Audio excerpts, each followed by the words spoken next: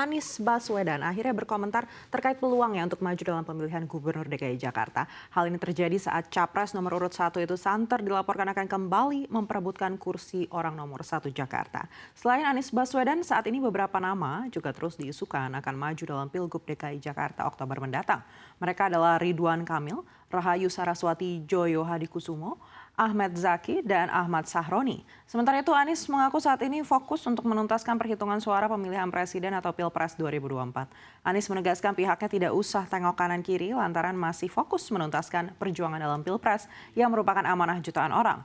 Berdasarkan data real count KPU, Senin 4 Maret 2024 pukul 9 pagi tadi data masuk Pilpres ke KPU sudah 78,08%, di mana paslon 02 masih unggul 58,83%, sementara paslon 01 24,49% dan paslon 03 16,68%.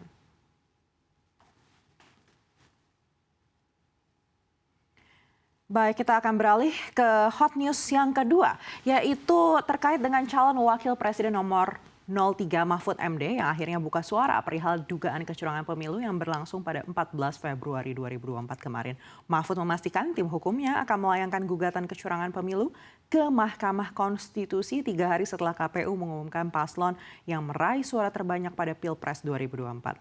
Mahfud menjelaskan bahwa gugatan ke MK baru bisa berjalan pada 24 Maret 2024. Jika jadwal KPU mengumumkan pada 20 Maret, maka gugatan ke MK baru bisa dilakukan 3 hari setelahnya. Mahfud MD mengatakan tim hukum Ganjar Mahfud sudah siap, bahkan sudah melengkapi alat bukti yang diperlukan pada sidang sengketa Pilpres di MK. Tak hanya itu, Mahfud juga menegaskan parpol pengusung Ganjar Mahfud seperti P3 dan PDIP solid dan tidak ada yang gembos untuk melakukan hak angket kecurangan Pilpres di DPR. Ia mengatakan kedua parpol itu akan mengajukan hak angket ketika masa persidangan di DPR kembali dibuka, di mana masa reses DPR berlangsung mulai 7 Februari 2024 hingga 4 Maret 2024. Mahfud mengatakan parpol koalisinya akan mengajukan hak angket ketika masa persidangan DPR dibuka.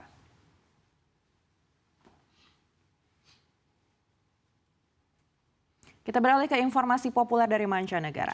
Pasukan militer Israel berjanji akan melakukan investigasi secara menyeluruh dan jujur atas kematian warga Palestina yang sedang mengantre bantuan di Gaza pekan lalu. Insiden tersebut mengundang kecaman dan seruan dari dunia untuk dilakukan penyelidikan internasional. Otoritas Kesehatan Gaza mengatakan sebanyak 118 orang tewas dalam insiden hari Kamis 29 Februari lalu dan menyebut kematian massal dengan tembakan Israel tersebut sebagai pembantaian. Namun Israel membantah angka tersebut dan mengatakan bahwa sebagian besar korban terinjak-injak atau terlindas ketika kerumunan orang mengerumuni truk-truk bantuan. Seorang pejabat Israel juga mengatakan bahwa pasukannya merespon kejadian tersebut dengan menembaki kerumunan massa yang mereka anggap sebagai ancaman. Juru bicara Laksamana Muda Daniel Hagari mengatakan pihaknya sedang menyelidiki insiden ini. Pihaknya juga mengklaim ini adalah operasi kemanusiaan yang sedang dijalankan dan klaim bahwa Israel sengaja menyerang konvoi dan dengan sengaja mencederai orang-orang sama sekali tidak berdasar.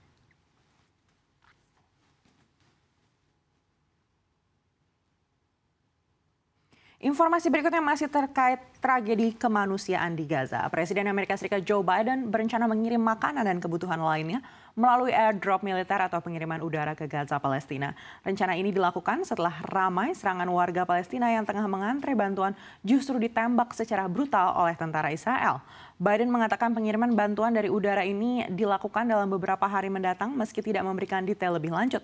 Sebelumnya negara lain seperti Yordania dan Prancis juga telah mengirimkan bantuan dari udara melalui Gaza. Bahkan Biden mengatakan bantuan yang mengalir ke Gaza itu tidak cukup. Ia juga mengatakan bahwa Amerika Serikat sedang mempertimbangkan kemungkinan menyalurkan bantuan dalam jumlah besar ke Gaza melalui koridor maritim.